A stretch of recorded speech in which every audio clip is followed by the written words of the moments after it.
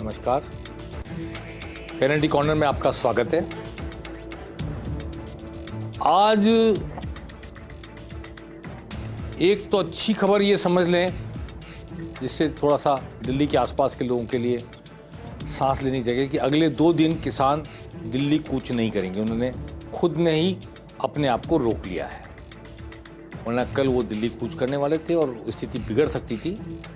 सरकार की ओर से बातचीत चल रही है, क्या नतीजा निकलेगा हम नहीं कह सकते, लेकिन फिलहाल 2 दिन के लिए ये सुकून देने वाली खबर है कि किसानों ने दिल्ली कूच अपना स्थगित कर दिया। दूसरी खबर जिस पर हम तफसील से बात करेंगे बाद में, वो उत्तर प्रदेश में इंडी गठबंधन के समझौते की समाजवादी पार्टी के अखिलेश यादव और कांग्रेस के खड़गे के बीच समझौता हुआ है और अविनाश पांडे ने प्रेस कॉन्फ्रेंस करके ये जानकारी दी है कि 17 सीट कांग्रेस को देगी समाजवादी पार्टी। इस पर भी हम आपसे चर्चा करेंगे। सबसे पहले आज जयपुर वासियों के लिए एक अच्छी खबर इसलिए कि मुख्यमंत्री भजनलाल शर्मा का मूवमेंट काफ़ी ज़्यादा है।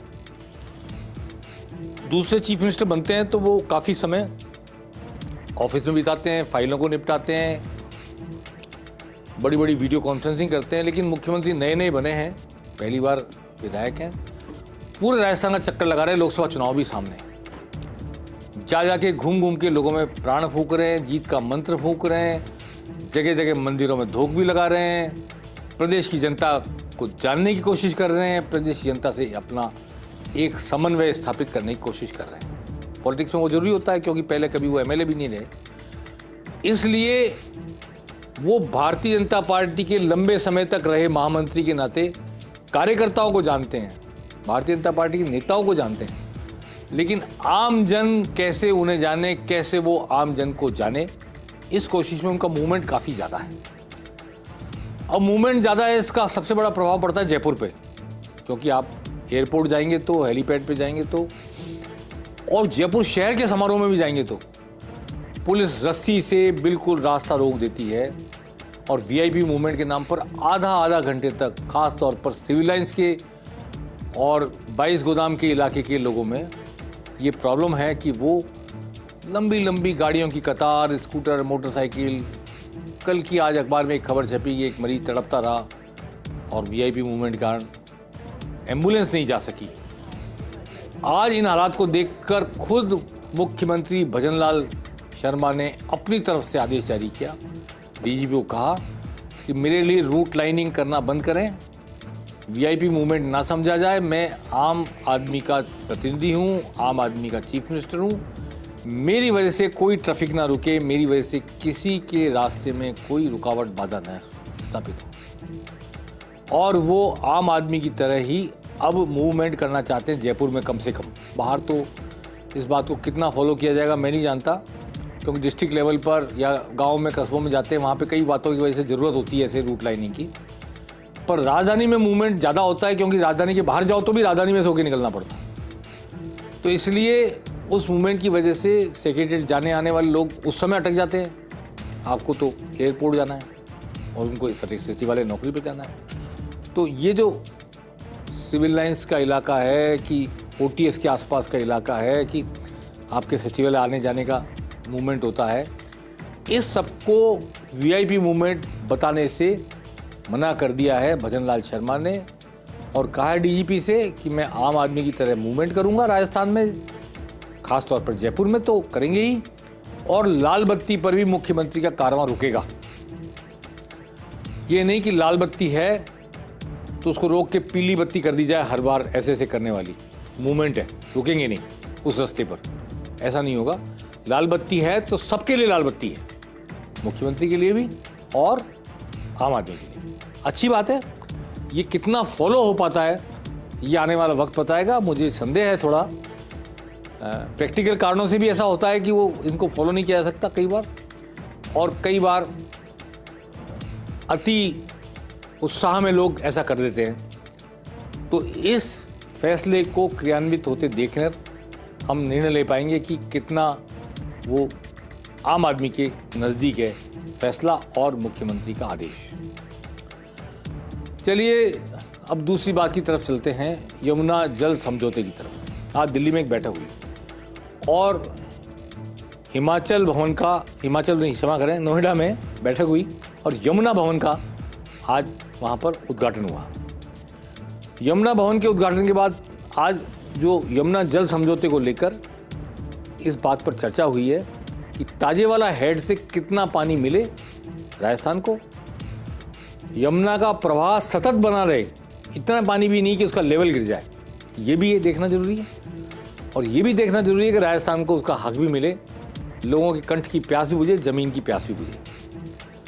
तो चीफ सेक्रेटरी देख रहे हैं आप, मौजूद थे सुधांशु पंत, और उधर दिल्ली का प्रशासन, दिल्ली के मंत्री, जल शक्ति मंत्री गजेंद्र सिंह शेखावत सब मौजूद थे।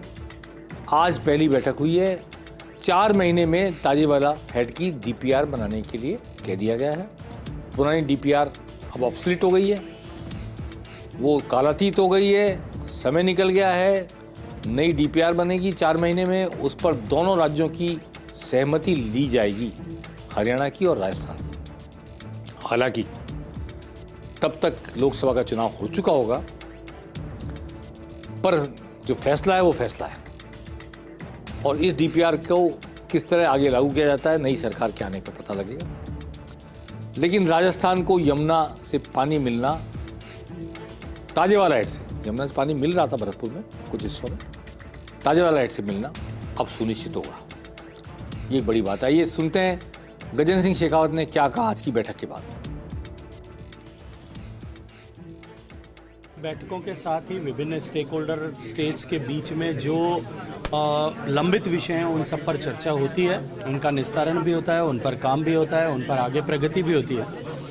अपर यमुना रिवर कमेटी इस दृष्टिकोण से बनाई गई थी कि जो टेक्निकल लोगों की मीटिंग में जो रिजॉल्व नहीं हो सके, ऐसे इश्यूज़ को ऊपर जो है गवर्नमेंट लेवल पर, चीफ मिनिस्टर्स लेवल पर उस पर हो सके। लेकिन सौभाग्य से क्योंकि इस तरह के कोई लंबित मुद्दे नहीं थे, इसलिए इस मीटिंग के आयोजन में इस तरह का अंतराल हुआ। लेकिन फिर भी हम नियमित रूप से बैठ करके और अधिक बेहतर तरीके से अपने जल संसाधनों का कैसे प्रयोग कर सकते हैं, उपयोग कर सकते हैं, इस पर विचार आज हमने किया है। मैं धन्यवाद करना चाहता हूं सभी स्टेक होल्डर स्टेट्स के अधिकारी और मंत्री उपस्थित आए, वर्चुअली और फिजिकली, सबने समय निकाला, हमने हेल्दी डिस्कशन किया। आज मुख्यमंत्री भजन लाल बाड़मेर के दौरे पर रहे। बाड़मेर में वो कई मंदिरों में भी गए, जनता से भी मिले और मीडिया से भी बातचीत की। उन्होंने एक ही बात जोर देके कही कि जो गिरफ्तारी नेपाल के बॉर्डर पर हुई है और जो गिरफ्तारियां होनी हैं पेपर लीक के मामले में, उसमें कोई भी कोताही नहीं बरती जाएगी। हर हाल में हर गुनाहगार को सजा दी जाएगी, कड़ी से कड़ी सजा दी जाएगी। ये बात उन्होंने आज कही और उन्होंने आश्वासन दिया है कि बेरोजगारों के साथ कोई इस तरह का अन्याय नहीं होगा। पेपर लीक के मामले में किसी के साथ भी पक्षपात नहीं किया जाएगा, किसी को संरक्षण नहीं दिया जाएगा। आप देख रहे हैं इस वक्त वो बाड़मेर में हैं। बाड़मेर में थे दिन में, अभी तो नहीं है, लेकिन ये इनको तलवार भेंट की जा रही है। ओंकार सिंह लखावत भी उनके साथ हैं, जो एक प्राधिकरण के अध्यक्ष हैं, धरोहर प्राधिकरण के। शायद धनुष है, तलवार है जी, जो भी है, तलवार दिख रही है मुझे तो ये अच्छा उनका एक मूवमेंट आज रहा बाड़मेर का। उन्होंने जनता से बातचीत की और वहाँ से लौट करके फिर वापस उन्होंने अपने राजकाज को संभाला है। कल अमित शाह जिस तरह के दौरे पर थे और जिस तरह की सख्ती के साथ उन्होंने बीकानेर में सभा ली, चुनाव प्रबंधन समिति की, और 3 मंत्रियों को खड़ा करके बाकायदा पन्ना प्रमुख से लेकर बूथ तक प्रबंधन की जानकारी लेने की कोशिश की और जिस तरह सख्त अनुशासन का संदेश दिया, वो आज दिन भर चर्चा का विषय बना रहा। पूरे राजस्थान में, भारतीय जनता पार्टी में तो चर्चा का विषय था ही कि आलाकमान कितना सतर्क है। 25 में 25 सीटें 2 बार जीत चुके, फिर भी सतर्क है, बहुमत है, सरकार है, फिर भी सतर्क है।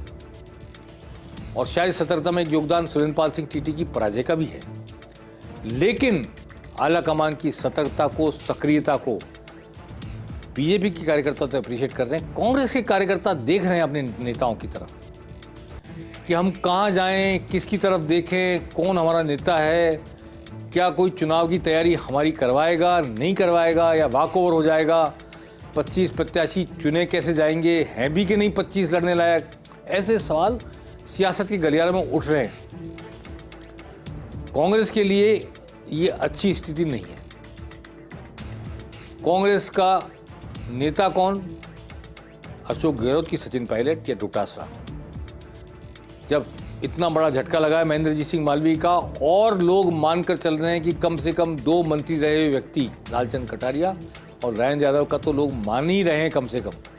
और मैंने आपसे जिक्र किया रिछपाल मिर्धा भी जा सकते हैं, विजयपाल मिर्धा भी जा सकते हैं। तो इन हालात में कांग्रेस से होने वाला पलायन रोकने की कोई कोशिश हो रही है, नहीं हो रही है?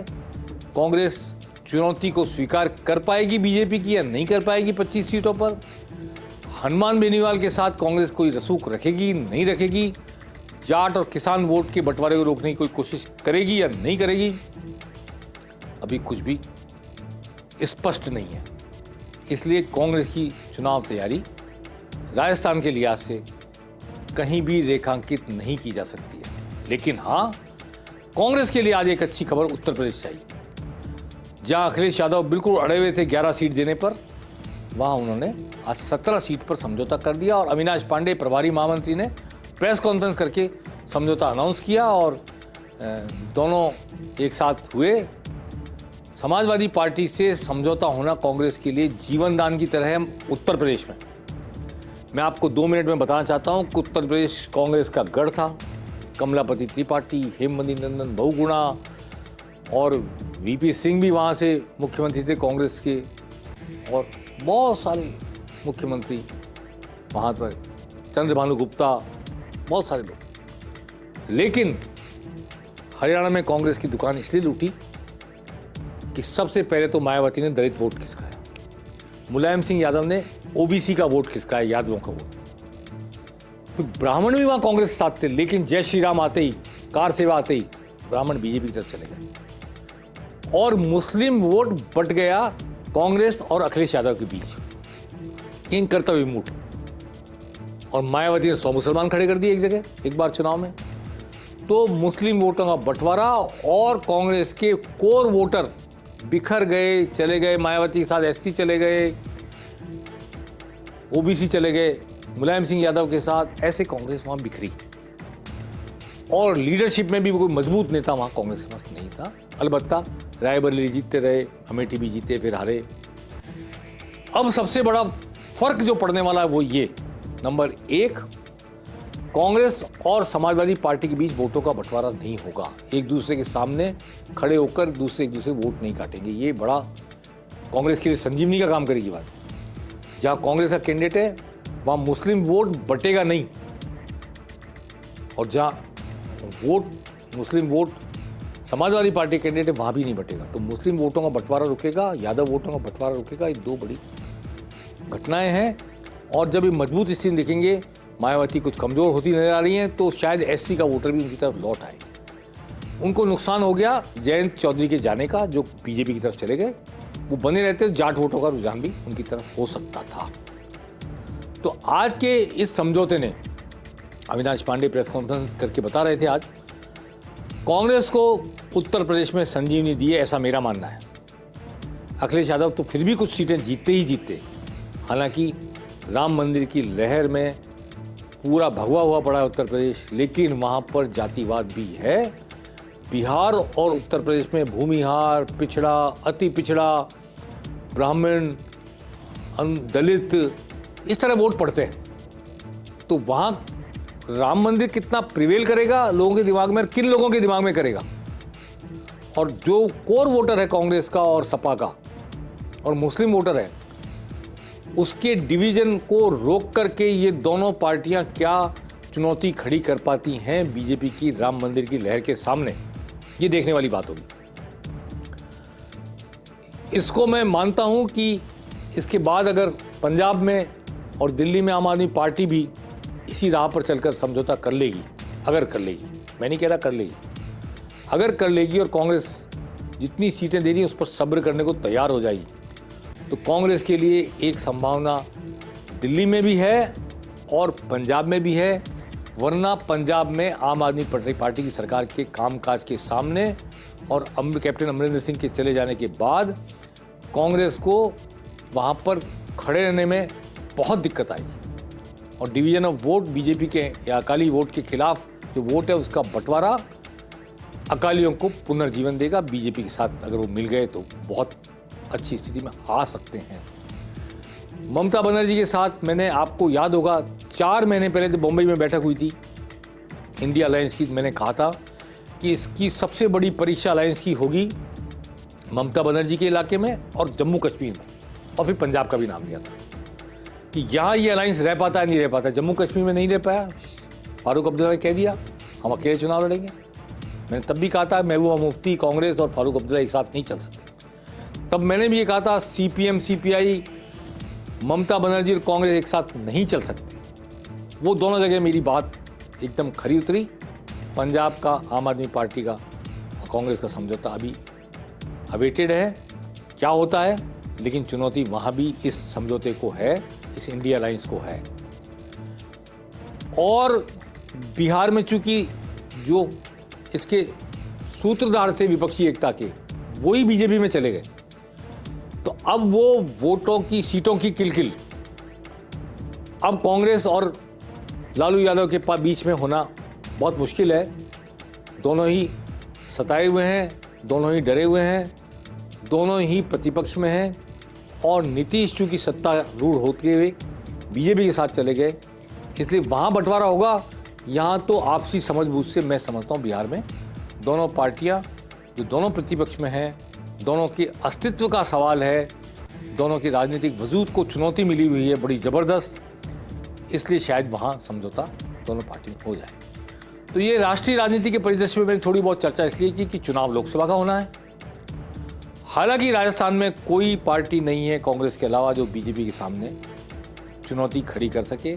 हनुमान बेनीवाल भी मात्र 1 विधानसभा सीट जीत पाए हैं, जबकि 1 लोकसभा सीट पर वो पहले काबिज थे बीजेपी के साथ अलायंस करके। अब कांग्रेस उनके साथ कोई अलायंस करेगी, बीजेपी तो कतई नहीं करेगी। ये देखने वाली बात होगी 1 सीट विधानसभा सीट जीतने वाले हनुमान बेनीवाल को कोई तवज्जो कांग्रेस देती है नहीं देती है, किसान वोटों की खातिर, जाट वोटों की खातिर, आने वाला वक्त बताएगा। पेनल्टी कॉर्नर में हम राज्य की राजनीति के साथ साथ जितनी भी संभव होगी चर्चा करते रहेंगे और देश की बात भी आपके सामने कभी कभी रखेंगे। ऐसी बातें जिससे राजनीतिक माहौल बदलेगा, कांग्रेस की परिस्थिति बदलेगी या विपक्ष वर्सेस बीजेपी समीकरण कुछ बदलते जाएंगे, तो उनकी मैं चर्चा आपसे जरूर करूंगा। पेनल्टी कॉर्नर में आज बस इतना ही। नमस्कार।